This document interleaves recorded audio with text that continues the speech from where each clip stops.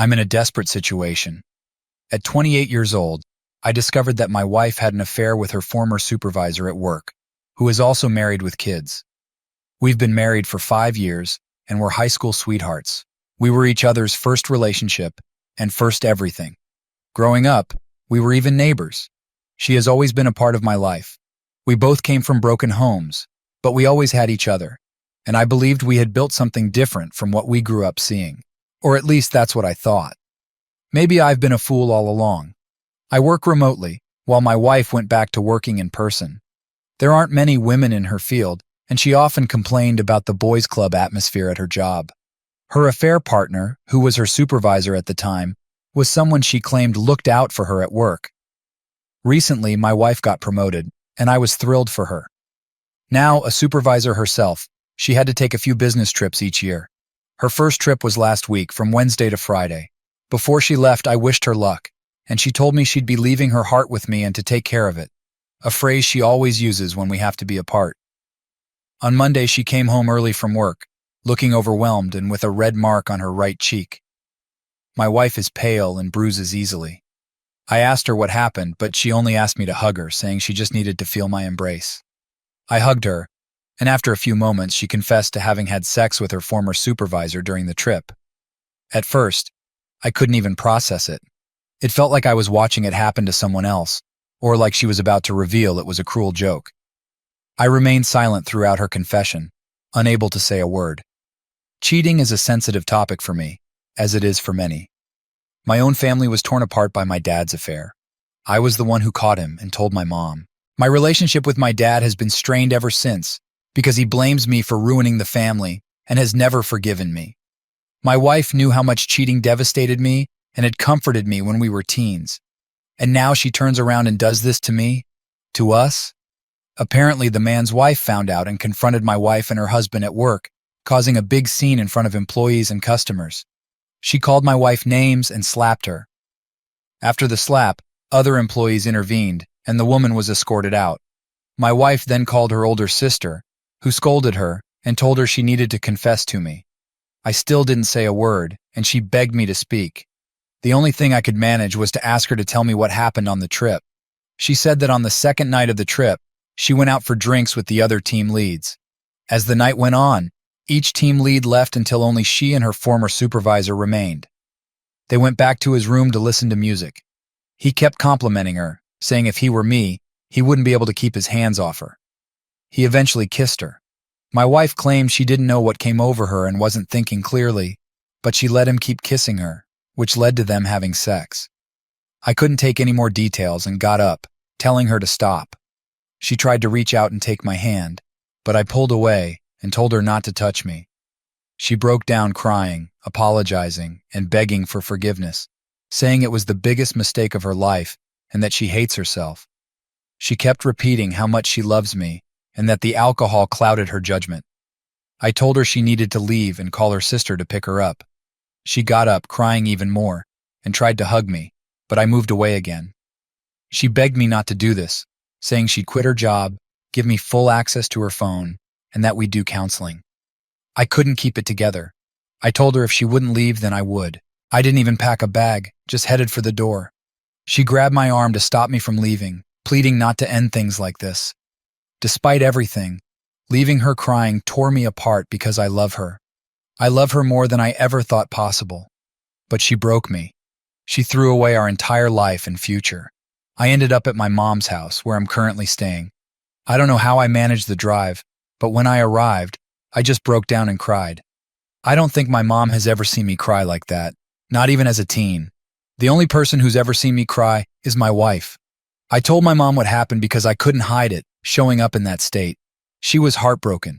She and my wife always got along well. My mom treated her like a daughter. She didn't judge, just said I could stay as long as I needed and offered some comforting words. Since I left, my wife has been blowing up my phone with calls and texts, but I haven't responded. The texts are just her begging me to come home and talk, asking where I am, and pleading with me not to give up on us.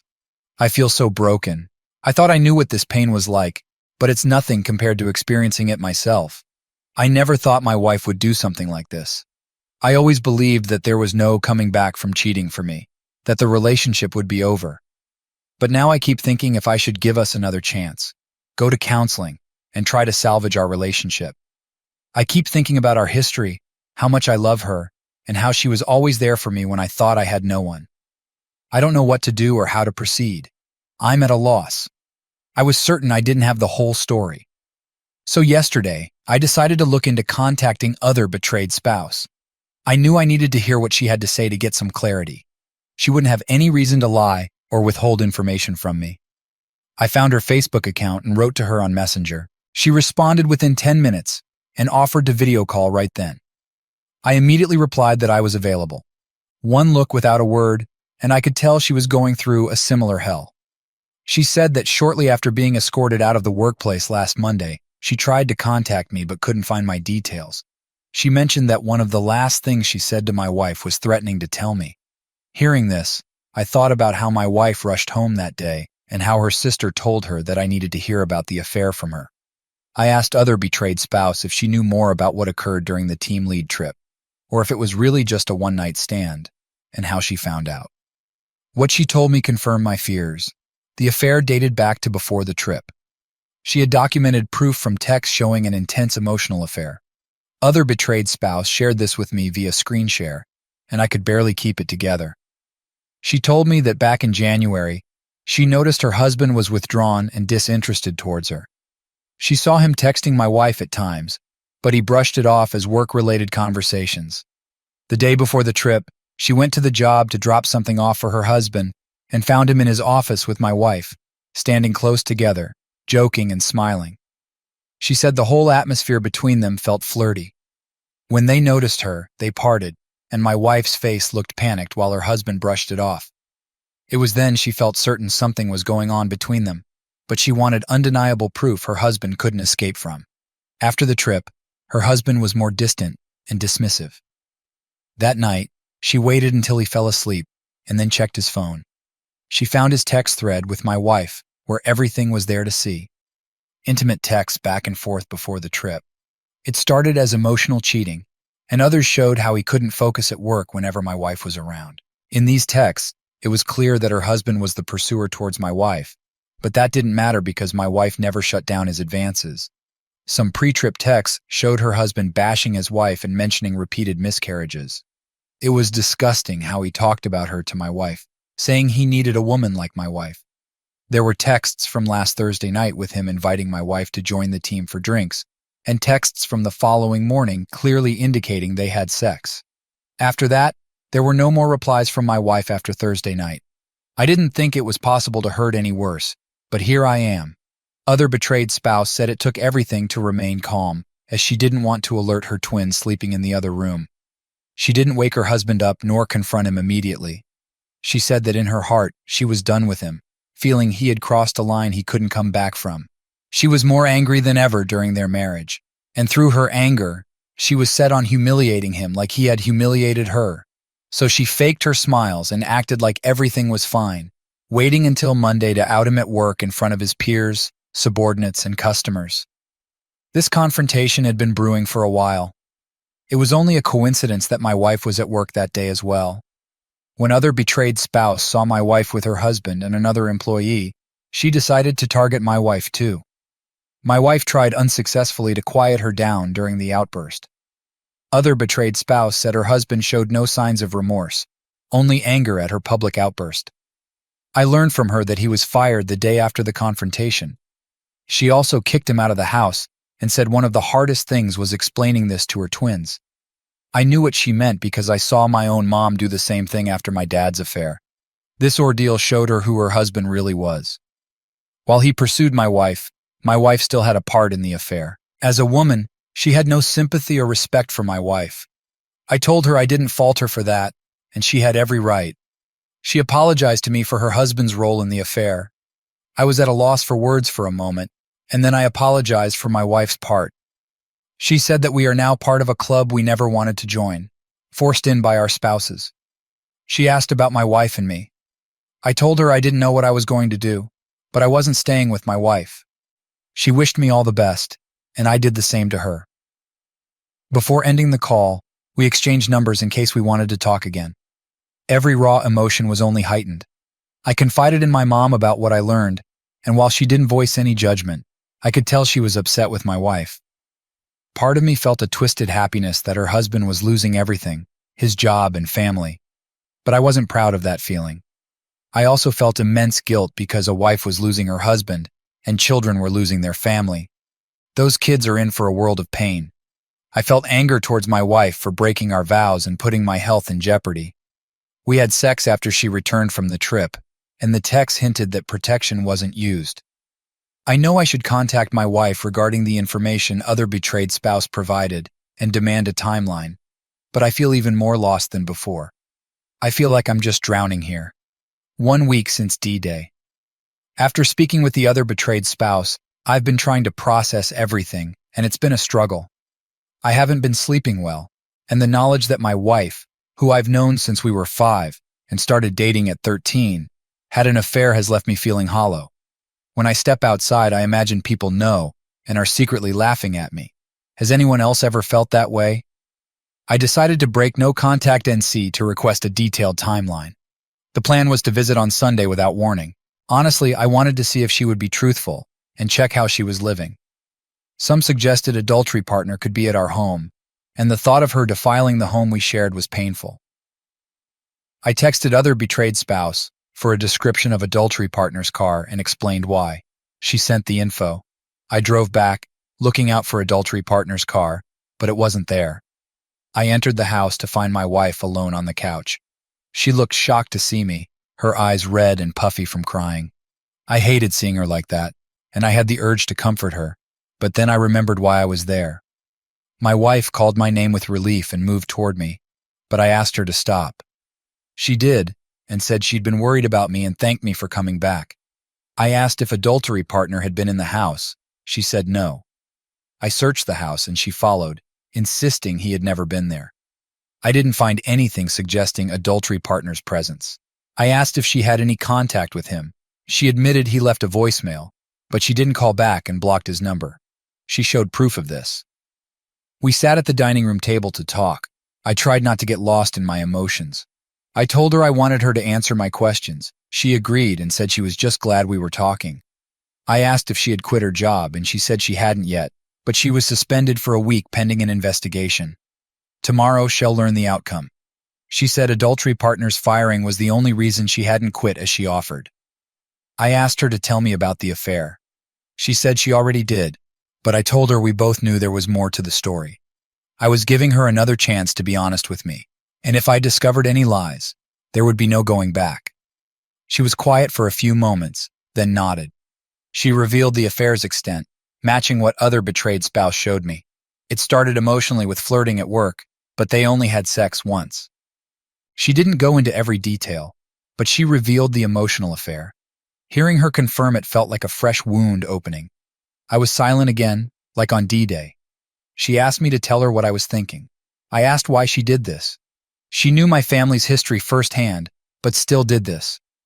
Was she unhappy? She broke down crying and said she has never been unhappy with me or our marriage. She loves me, and our relationship is the most important thing to her. I said her actions spoke louder. She said she doesn't know why she got involved in the affair, but she never wanted to hurt me, and it kills her. By the time they had sex, she had made so many mistakes and realized she was in too deep, not knowing how to pull herself out, especially when adultery partner had supported her at work. She told me the affair was not my fault, and it's all on her. I asked if she felt pressured by adultery partner, and she said everyone loved him, and there was a boys' club mentality. She said she froze during sex. She kept apologizing and said if she could take it all back, she would. My emotions were slipping, so I tried to speed it along. I asked why she initiated sex with me after the trip. She said she felt so guilty and disgusting that she wanted to wash it away by being with me. I told her she didn't wash anything away. All she did was endanger me to ease her conscience. She didn't respond and kept crying. I then asked if she ever planned to tell me. She said she wanted to confess, but was afraid because she knew cheating was a deal-breaker for me. She thought she could fix it by stopping the affair and not communicating with adultery partner outside of work. She stopped texting him after they had sex. I asked if adultery partner wore a condom, and she revealed sex wasn't planned, and because she froze, she didn't mention it to adultery partner. She said she'll never forgive herself and that I have every right to hate her. Seeing the pain she caused me and being without me with NC has terrified her. She pleaded with me to give our marriage another chance. I compared her to my dad, and that remark stung deep. She said she was nothing like him, but I asked where the difference was. She tried to take my hand, but I moved away. She said we're not my parents, and it's different for us. She asked me to tell her we could make it through this, after everything we've been through. I couldn't say that. I then made my timeline request. It seemed to terrify her, but I insisted and she agreed. I told her we needed to get tested. She agreed without an issue. I was barely keeping my emotions in order, so I went to pack a bag and some essentials. She begged me to stay, saying she'd sleep on the couch, but she just wanted me to be home. I said I couldn't stay with her. When I was leaving, she said she loves me and is sorry for everything. I didn't respond. I couldn't. She asked where I was staying, and I admitted I was with my mom. She asked if I could tell my mom something, but I said I can't be her go-between. I know she's worried about her relationship with my mom. She treated her like a daughter. My wife never really had her mom in her life. There was neglect. She asked if she could hug me, but I said no and left. Now, I'm just looking at my options. She told more of the truth this time, but reality is still reality. I don't know what to make of her statement that she froze up. I also don't know if I'm ready to tell other people about the affair because I feel so embarrassed. Right now, I'm trying to take it day by day and would greatly appreciate any advice on how to proceed from here. I've been keeping minimal contact with my wife. She texted me about going to the post-suspension meeting, and an hour later she informed me she was fired. We discussed getting STD tests, which we scheduled for Thursday. Last night she FaceTimed me. I hesitated but answered. She still looked as distressed as she did on Sunday. She mentioned she had completed the timeline, and I told her I'd come over the next day. She said writing the timeline was incredibly difficult, second only to our separation. She was on the verge of tears, but I couldn't bring myself to comfort her. My mom offered to accompany me for support. She wouldn't go inside but would wait in the car. She was worried about me driving back. I accepted her offer, and we drove together. My wife was waiting inside with a 2-page document, looking anxious. I sat next to her on the couch, feeling like it was D-Day all over again. I asked her to read the timeline aloud. She was visibly scared, which only heightened my dread. I told her I needed this from her, and after a moment she began. The timeline detailed everything from when she was hired to D-Day, how her and adultery partner's friendship began, the work culture, and how adultery partner presented himself as different. He didn't engage in the typical nonsense and kept his department running smoothly. He looked out for her, helping her get recognition and establishing a friendship. Adultery partner started venting about his home life, and my wife was a sympathetic ear. He asked about her life, probing into personal details. She shared about her mom's relapse, which deepened their connection. Adultery partner grew bolder in his venting. She admitted she should have spoken up, but was blinded by her view of him as one of the good ones. Coworkers teased her about being adultery partner's favorite. She didn't confide in me because I was dealing with issues with my dad. She felt her problems were minor in comparison and didn't want to burden me. Instead, she vented to adultery partner, starting the emotional affair. Hearing this hurt because we always communicated openly. No matter what I was dealing with, she was my priority. Adultery partner started flirting at work and through texts, and she flirted back. He told her about a promotion and wanted to ensure she was a contender, as she was one of the best employees. After the promotion, he hugged her, their first physical contact, and joked that she could thank him later. When the team went out for drinks, they separated from the group, and he vented about his family. They went to his room under the pretense of listening to music and celebrating her promotion. He played music and talked about the view. He pulled her close and started dancing, complimenting her and saying if he were me, he wouldn't be able to keep his hands off her. He eventually kissed her, and she froze, her mind shutting down. Adultery partner groped her, leading to sex. She didn't orgasm, and he finished quickly, calling it a hell of a celebration. He fell asleep, and she quietly left for her room, immediately showering but still feeling filthy. She didn't sleep, crying as she thought of me. The next morning she skipped a meeting. An adultery partner called, disappointed he missed a second chance. She lied, saying she was hungover, and he covered for her, suggesting they stay another day. She feared telling me because she knew cheating was a deal breaker. She planned to stop the affair by limiting communication to work-related matters. She came home early, riddled with guilt, but acted like nothing was wrong. On Saturday, she initiated sex to wash away what she did, but felt worse, knowing she'd been with adultery partner without protection. On Monday, she told adultery partner their encounter was a mistake and should stay in the past, but he disagreed until another employee interrupted. After the confrontation, she called her sister in a panic, who learned the truth the same day I did. There's more to the timeline, but that was the gist. While reading, she cried and took breaks to catch her breath. I wasn't holding up well either. She touched my hand, apologizing repeatedly, but I pulled away. I asked for the timeline and left. In the car, I broke down and my mom, without saying a word, hugged me. I sat there crying in her arms like a child. I couldn't drive, so she drove us back. My wife kept calling and texting, even contacting my mom, but I told her I would handle it. I eventually called back. She asked if I was okay, but I told her I wasn't. She apologized, admitting she was no better than my dad. She said writing the timeline forced her to confront herself and gave her clarity. She professed her love for me, reminiscing about our friendship and the moments we shared. She hated herself for her choices and knew nothing she lost compared to losing me. She asked if I could consider reconciling, promising to work on rebuilding our relationship. I couldn't respond and my hand was shaking. I told her I needed space. Do I regret hearing the timeline? Not really, because I needed to know. Making decisions can be tough for me, but once I decide, I stick to it. I've always loved my wife. We've been through a lot, but I feel broken. I think individual counseling IC would help. I did IC after my dad's affair and found it beneficial. I also want a polygraph test. I know my wife should take a pregnancy test too. She's on birth control, but still. I would appreciate any thoughts and advice on this situation. Since my wife read her timeline, it hasn't left my mind, and I still haven't slept well. I've read the timeline at least once every day, and each time I experience a whirlwind of emotions: sadness, hurt, anger, and embarrassment. Sometimes, I can't even put my feelings into words. I don't think she lied or altered anything. It matches what other betrayed spouse showed me. The timeline seems to have had a profound impact on her. While the affair remains an affair, I do believe adultery partner preyed on her.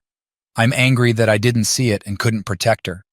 When we were 17, there was a bad incident with her mom, and she came over to my house. I held her and promised I would always protect her. I feel like I failed with adultery partner. I didn't see his motives and only took her word. On Friday night, I texted other betrayed spouse to see if we could talk. I wanted her input and to check on her and the twins. She called after putting her kids to bed and said it's been rough on them. She's been focusing on the kids. The divorce is going to be bitter. Adultery partner is acting like the wrong party and hasn't apologized. Has living in an extended stay. She changed the lock so he couldn't come and go.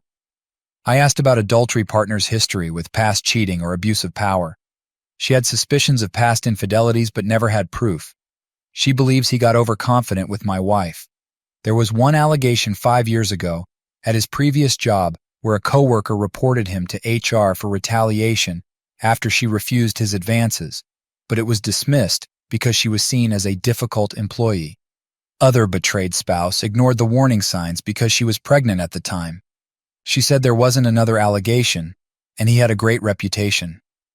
It took me a minute to process this information. I asked if adultery partner gave her a timeline. She said she didn't care for one and just wanted a divorce. She asked if I had made a decision yet regarding my wife, and I told her I hadn't. She suggested her attorney for when I'm ready or just for a consultation. I took the information and thanked her.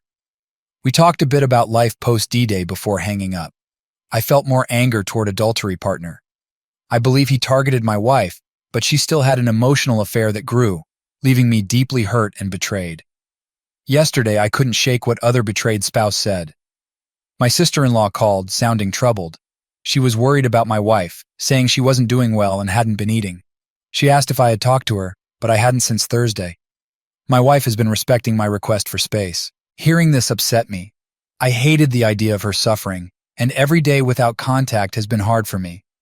Sister-in-law asked if I could try talking with her, but I had already decided to see her. On the way over, I stopped at a local restaurant my wife loves and ordered her usual meal to go. I went straight to our home without warning. A part of me wondered if I might find adultery partner there, but his car wasn't around. I entered the house, and my wife was lying on the couch with the TV on but not watching it. She looked like she was going through hell. Conflicting emotions hit me. Anger that her choices brought this on, and a desire to comfort her. She sat up, surprised to see me. She moved to get up, I assumed, to hug me, but stopped herself. I showed her the food and told her I needed her to eat something. She was caught off guard and said I didn't have to do this, but I said I wanted to. I helped her get settled at the table, got her something to drink, and she started eating.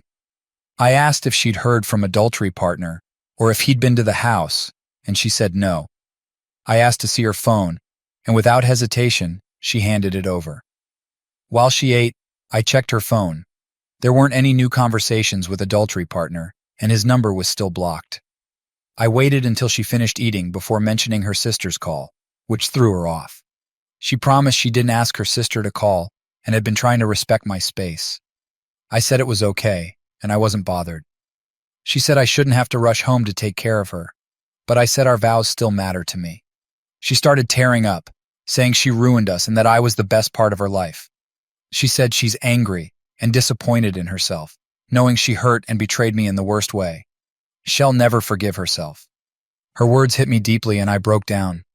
She kept saying she didn't deserve me and that I must regret being with her. For the first time since D-Day, I cut in and said my life has been wrecked, but I don't regret her. I listed the times she saved me and how I wouldn't be here today without her. I reminded her of our first meeting at the playground when we were 5, how at 13 I nervously confessed my feelings, and how I knew I wanted to be by her side. When I proposed and she said yes, I was beyond excited to start our lives together. I never wanted to part from her. She was it for me, and that never changed before D-Day. We just cried without saying another word. I gathered myself and told her I needed to go. As I was leaving, she thanked me for coming over and said she understands my need for space. She'll accept whatever consequences come her way, but isn't giving up on us, and is looking into individual counseling IC. I only nodded. I have my first IC session scheduled for Monday. I feel no closer to knowing how to proceed, nor do I feel any less lost. Every emotion imaginable is wrecking me, and I feel trapped in a maze. I would appreciate any advice. Last night was particularly rough. Out of nowhere, my mind started playing movies of my wife and adultery partner together. A new kind of hell. Watching TV couldn't distract me. Reading didn't help. Nothing worked. Last Monday was my first individual counseling IC session. I was nervous, and honestly, that nervousness hasn't entirely left me. But the first session went okay, and I feel comfortable with the therapist style. For now, I have 2 sessions per week. I'm still on a leave of absence from work, so I'm trying to make the most of it. My next session is tomorrow. My wife has made some progress in seeking her own IC.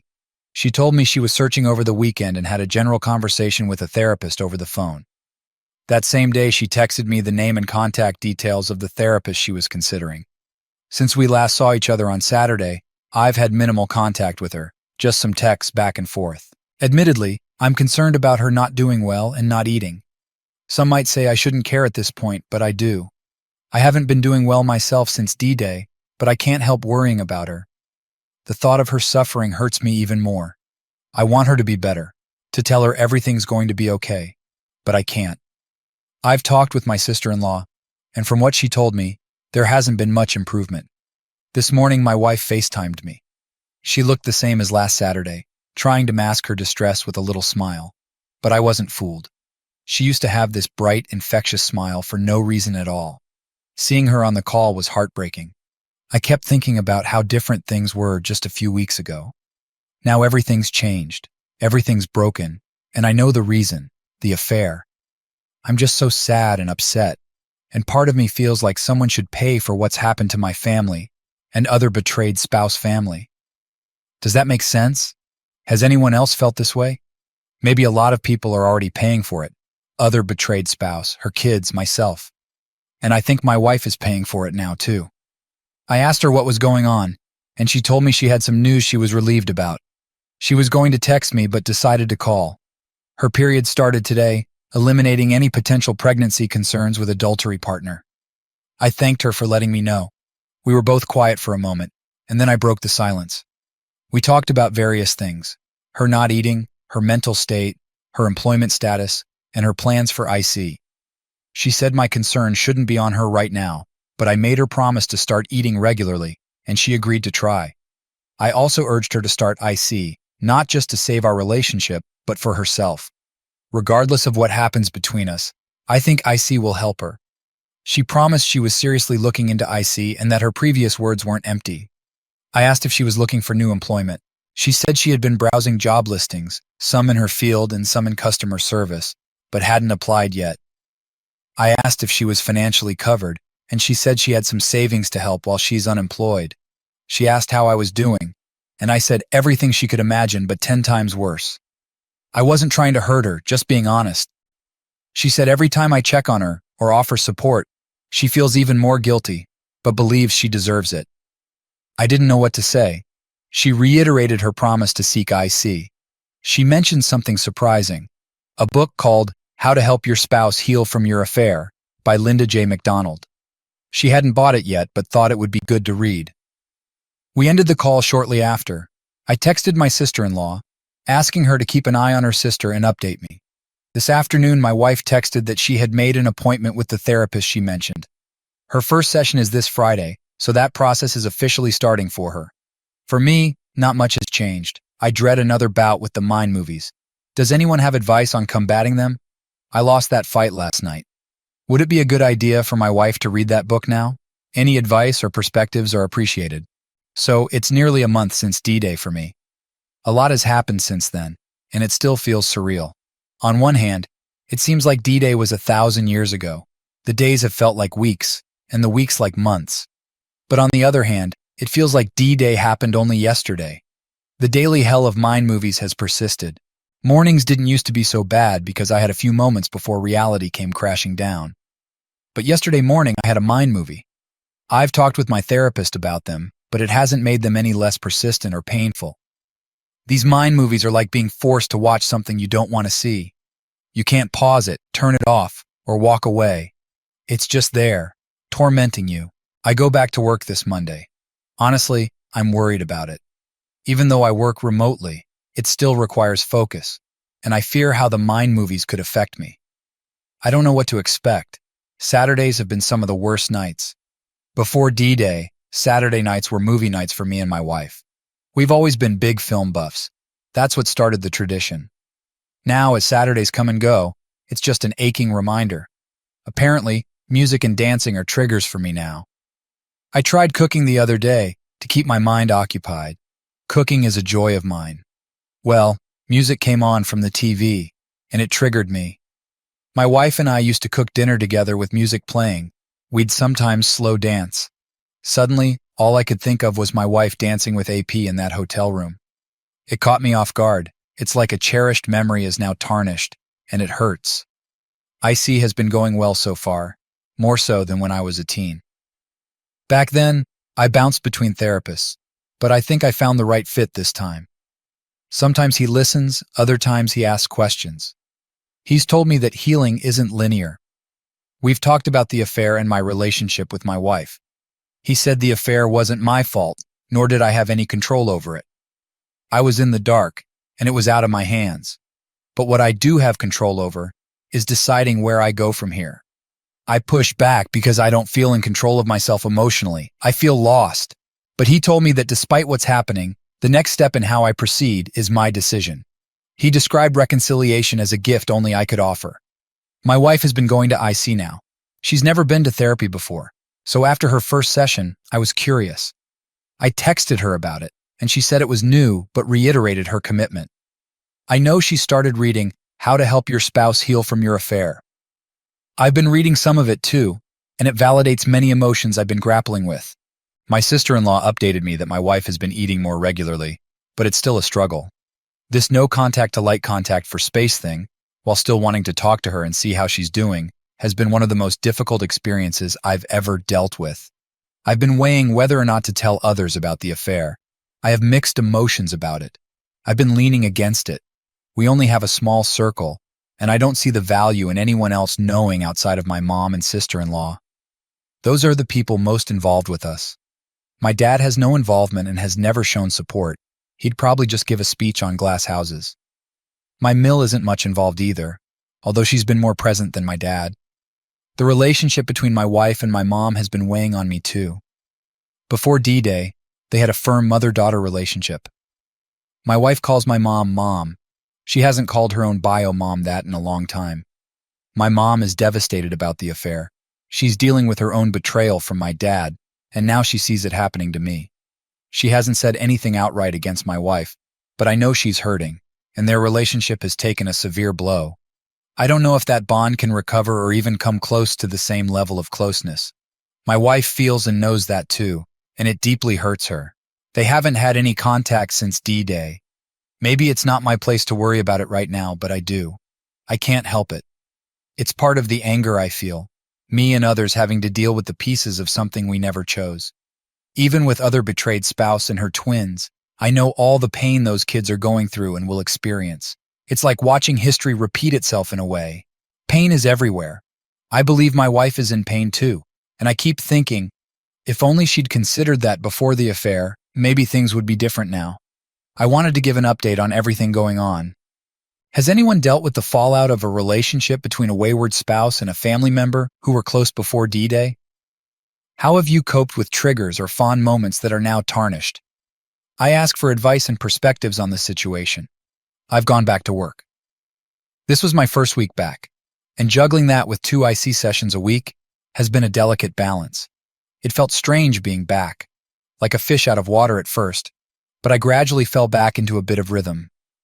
There were times when my focus slipped, but I suppose it'll take time to readjust with everything else going on. Being back at work did keep my mind occupied to some extent, and thankfully, no mind movies or triggers have hit me while working. Last Saturday night was particularly difficult. I was scrolling through the TV guide and saw Singin' in the Rain was on. Just seeing the title took me to a place. It's one of my wife's and my favorite movies.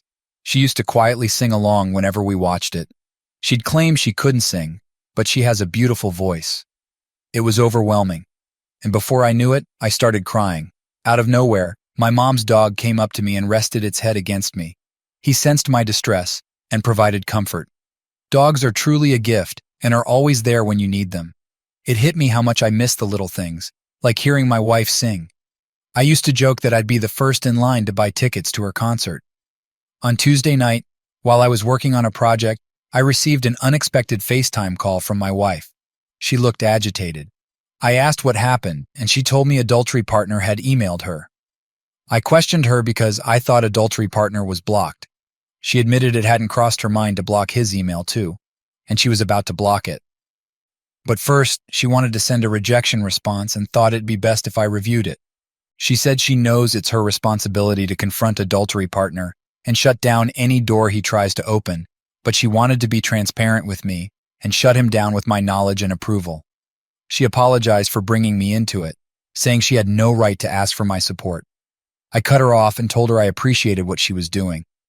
Her immediate transparency meant something to me.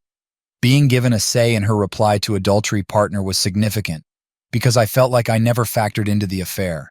Sometimes I wonder if she ever thought of me while it was happening, if she ever second-guessed because of me. My wife showed me the email from her tablet. Reading it made my blood boil. Between the time adultery partner sent the email and the time she called me, only a minute had passed. She said she was disgusted by the email and saw through his behavior in a way she hadn't before. I don't know where to begin with adultery partner's email. It only made me more disgusted with him. He rambled on about my wife blocking his number, asking if I made her do it. He fished for the status of our relationship since D-Day and trashed other betrayed spouse, complaining about how she kicked him out and was being difficult about the divorce. He wrote that my wife should know he has her back, suggesting she come to his room at the extended stay. My wife's reply was unforgiving. She said she chose to block him on her own accord and reiterated she didn't want to continue things. She said he deserved whatever he got in the divorce, just as she deserves whatever consequences come her way. She acknowledged their respective spouses and families were dealing with much worse. She said she hated who she was with him and wanted him to leave her alone. After rereading her reply to me, I approved it. She sent it and then blocked his email. We talked a bit afterward, not about adultery partner, but about how each of us was doing. She said I shouldn't be concerned about her, but I told her I was. She said she'd never forgive herself for bringing this on us, and that we were each other's safe haven, but she made a mess of everything. She knows words aren't enough, and that trust has been broken, but she means everything she said and hopes her actions will show that. She hates that she had a part in uprooting so many lives and genuinely hates herself. I stopped her because, despite the immense hurt and betrayal I feel, hearing her say that ripped me apart inside.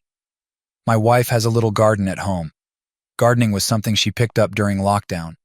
I asked how the plants were doing, and she said she was struggling to find comfort in it like she usually did. But the plants were doing well. She showed me the newest plant, which had grown since I left on D-Day. Before we ended the call, she asked if we could talk again, but I told her I wasn't sure. I couldn't promise it. But I kept thinking that maybe meeting up in a natural public space wouldn't be the worst idea. There's a local park with a lake that's pretty quiet and relaxing. We used to go there sometimes. Later that night, I texted her about meeting up at the park. She responded yes within seconds. We agreed to meet at the park the next day at 6 p.m. I was nervous after solidifying the plans. I didn't know what to expect anymore, whereas before D-Day, I was so certain about us. I originally included our meeting in this post, but I kept running into errors, so I had to separate it. I'll make a follow-up post detailing our meetup soon. I'm also wondering if I should provide adultery partner's email to other betrayed spouse. I'm unsure if it's the right idea or if it would lead to more hurt for her. I appreciate any advice. Leading up to leaving for the park, my emotions were like a tornado. I didn't know what to expect. I was overthinking and second-guessing everything. I thought it'd be best to arrange some safe topics for my wife and me to discuss. I also prepared to cut the day short if needed. My wife beat me to the park. She was already waiting in the parking lot when I drove up. I took a deep breath before getting out of my car, ready to cut the meetup short if it proved too much. We got out of our cars at the same time, and she came to meet me. I could immediately tell she was anxious too. We awkwardly greeted each other. She seemed self-conscious about her appearance. I complimented her without a second thought. She looked beautiful. It felt like a contradiction, given the betrayal and immense hurt I feel daily from her. She seemed caught off guard by my compliment, looking shocked and thanking me. I suggested we walk around the lake, and she agreed. On our way to the pathway, we saw a shaved ice vendor, and I asked if she'd like anything to help keep cool in the heat. We both chose the same flavor, strawberry, at the same time. The vendor chuckled, reminding me of how attuned my wife and I were before D-Day. My wife tried to pay, but I stopped her. She said I didn't have to, but I told her it was my treat since I invited her out. After getting our shaved ice, we walked along the path circling the lake. At first, our walk was silent, an awkward silence. The atmosphere around the lake was peaceful, with only a handful of people spread out, mostly families. It seemed neither of us wanted to push the other to talk. It felt like a lot was being said in the silence, and we weren't sure where to start. Despite planning safe topics, my mind went blank. I finally broke the silence and asked how her day had been, starting a conversation that lasted our entire walk. We talked about our days, the nature around us, the ducks on the lake, and a guy biking past us, wondering what he was trying to prove in this heat. We talked about her garden back home, and she asked about my return to work, listening attentively to every detail of my mundane work project. We hadn't had these kinds of talks since I left on D-Day, and I couldn't deny that I missed it. We even talked about neighbors. She mentioned how one had been setting off fireworks late at night all weekend. It felt like we were just spending time together again, and I remembered how much I used to enjoy it. I still feel conflicted because I feel everything the affair has unleashed on us. Eventually, our conversation turned to our current situation. She remarked on how much better the weather had been a few weeks ago, and I said everything was better a few weeks ago. It got quiet again. I asked about her job search, and she opened up about having trouble finding new work and not hearing back from any jobs yet. She's been looking into customer service work, including a new local restaurant hiring servers and hostesses. I asked if she was still okay financially, and she said she should be for now. My wife has always been good at saving money, even when she didn't have to, so I believe her. Despite everything, I still care about her well-being. She eventually asked how my mom was doing, calling her mom instead of your mom. I gave a brief summary without trying to guilt her. She had a dejected look and stared at the ground. I brought up my mom's dog, whom my wife always loved, and showed her some pictures I took. Talking about the dog seemed to affect her, and we chatted about him and my recent walks with him. Toward the end, she started tearing up, fighting back tears. Instinctively, I put my arm around her shoulder, which stunned both of us. I had to hold back my own tears, thinking about how messed up everything had become. For a minute, I thought I'd have to cut the meeting short, but I focused on my breathing. She apologized, and I told her she didn't need to apologize for this part, but she looked at me and said, "Don't I?" and said it was all on her. We stood there quietly while she gathered herself. It was getting hotter, so we walked back to the parking lot. I walked her to her car. Before she got in, she thanked me for meeting up with her and said how much she missed us being together like this. She asked if we could meet up again, and I said maybe we could talk about it another time. She nodded, got into her car, and I told her to drive safely as she drove off. When I got home, my mom asked how things went and how I was holding up. She only listened and gave me some comforting words. She was cautious about me meeting my wife and only asked if I thought I could handle it. Overall, the meetup was bittersweet. Part of me cherished it and didn't want it to end, but I felt all the pain that came with it. It's strange. I felt rejuvenated after spending time with my wife, but also emotionally exhausted. I'm seriously considering whether we should meet up again. I haven't made any plans yet. For now, I'm going to send adultery partners email to other betrayed spouse. Thanks to everyone who voiced their opinion on that because I wasn't sure if I was doing the right thing. I feel like it's something she needs to know, and it could help her with her case. I met up with my wife again on the 4th of July. We've never done anything major on the 4th, mainly cookouts with my mom and sister-in-law. Those usual plans were off the table this year, and my wife wouldn't be with her sister, who still had to work. So I thought maybe we could go see the fireworks together. I went back and forth on the idea, but decided to go for it. I texted her, asking if she'd like to see the fireworks, and apologized for the last-minute invitation. She responded almost immediately, saying the timing wasn't a problem and that she'd love to go. She said she'd get ready, and I told her to take her time. When I sent the text, we had about 3 hours until the fireworks started. We met up downtown an hour later at a Starbucks and then headed to the show area. During our walk, I noticed her hand twitching toward mine a few times, like she instinctively wanted to hold my hand. This didn't happen when we were at the park, because we had the shaved ice, so our hands were occupied. Before D-Day, we always held hands whenever we walked. I think she wanted to, but was respecting my space or wasn't sure if I'd be receptive. I don't know how I would have reacted either, and I hate that I don't. The affair has affected me in so many ways I'm still coming to terms with.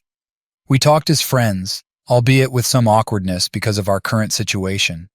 It's not the same as it once was, and the realization that it might never be is still hard for me.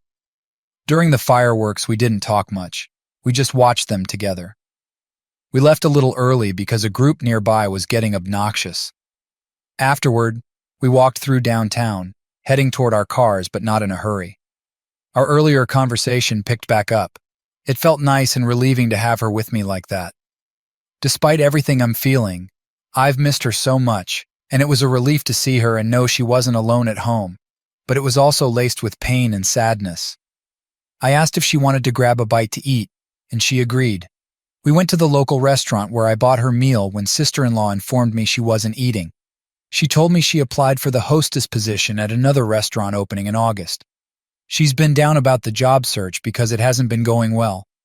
She worries if she was actually good at her job, or if adultery partner was just pushing her along. During our conversation, she received a text which she showed me without me asking. It was from her sister. After we got back to our cars, we lingered a bit, talking. When we were parting, she thanked me for the night, and I thanked her for joining me. She said she feels like she doesn't deserve these moments but misses me. She feels selfish for it, and doesn't know how to deal with the conflicting feelings. I told her I understood. She asked if she could see me again, and I told her maybe we could set something up for the end of the week or the following week. She agreed. As I was leaving, I couldn't shake the horrible feeling. knowing she was going back to being alone. Since the 4th, everything has been weighing on me. My marriage, the new normal, reconciliation, divorce. I've been overthinking and second-guessing. I hate feeling so unsure about my decisions regarding my marriage. It wasn't like this before D-Day. I've discussed this in IC, and I know the next path forward, whether reconciliation or divorce, depends on me. It's been a particularly rough time since the fireworks. I'll touch on this in the follow-up post. The Friday after the 4th started off on a better note. I woke up feeling slightly less tense and found my mom's dog at my bedside. The dog has been a great comfort, especially on walks. It's strange to think that just a few months ago, my wife and I were discussing getting a dog of our own. I aimed to take the day slow. Work was going relatively well. During my lunch break, I went to grab a snack when out of nowhere a trigger hit me hard, tearing me apart emotionally. I found myself hunched over the kitchen counter, struggling to breathe. I think I was having a panic attack. My mom's dog, sensing my distress, came to my side. This episode lasted for about 5 to 10 minutes. It was one of the worst triggers I've experienced. My mom was out running errands and not wanting to be alone. I called my wife. My breathing was still unsteady when I did. She answered on the second ring, immediately sensing my distress.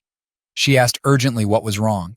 When I couldn't respond right away, she switched to FaceTime. Seeing me seemed to shake her. I asked if she could just stay on the call with me for a bit. She nodded. It took me a few minutes to settle down. My wife asked again what was wrong. I knew I had to tell her. There was no point in hiding the mind movies and triggers anymore. I explained that I've been getting these intrusive thoughts about her and adultery partner in the hotel room, and certain things have become triggers for me. She just listened, taking in everything. I told her this particular trigger was strong, and before I knew it, I broke down crying. I managed to tell her that sometimes it feels like I'm struggling to breathe, that I only get a few hours of sleep now, and even that's not peaceful. I feel like a shell. I said I couldn't bear to tell her any of this before, because I feel like I've lost her and didn't know how to approach her with broken trust, that I feel like I'm grieving the loss of her as well. It's like I lost the woman I love, my best friend, and my family. She started crying and said she was so sorry for what she's done to me. We cried together for a bit. After we both settled down, she said she'd been talking with her therapist about feeling the same losses and emptiness I described, but she feels it's different because she's the one who caused our relationship to implode. She wants to fight for our relationship and doesn't want to be without me, but also wants to respect my space. She said our meetups have meant everything to her, yet she fears them too.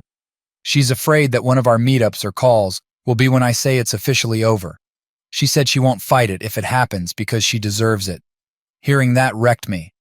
I told her that I haven't thrown away our relationship, that me not being home doesn't mean I have. I told her I appreciated her efforts and for taking IC seriously. I asked if she was having any mind movies or triggers. She said she has random flashes of that night with adultery partner and triggers related to certain words he would say to her.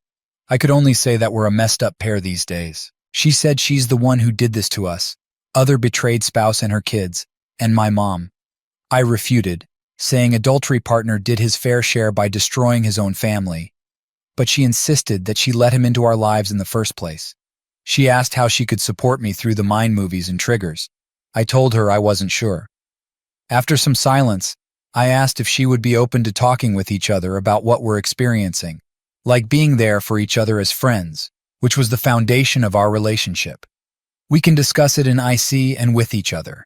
She said she wants to help me in any way she can, but isn't sure if it's possible or fair for me to support her through the consequences of the affair. I knew she had her IC session coming up, so I started to end the call. But before that, I brought my mom's dog on, and it impacted my wife.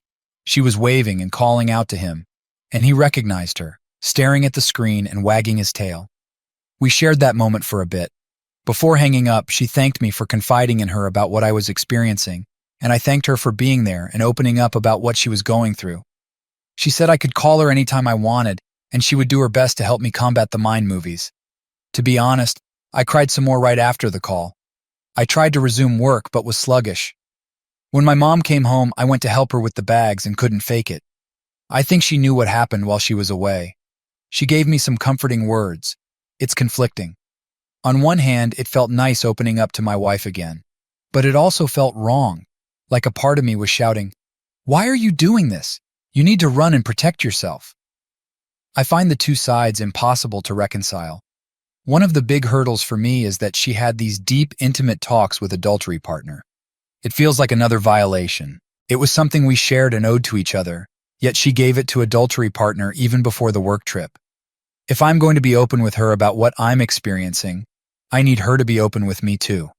It has to be mutual, with no holding back. I've struggled to figure out how to give her that push. Before D-Day, we had an open line of communication. Now I wonder how much to push and when to pull back, giving her time. When the EA started, she said she didn't want to burden me because I was going through things. But isn't it worse now if she keeps things from me? Isn't that how we ended up here? One thing I'm certain about is that it's time for me to be more proactive in this situation. I need to have the necessary conversations with my wife, and there are still questions I want answers to. I don't know if I'm going about this the right way, or if there's even a right way to deal with things like this. But I feel like I need to try.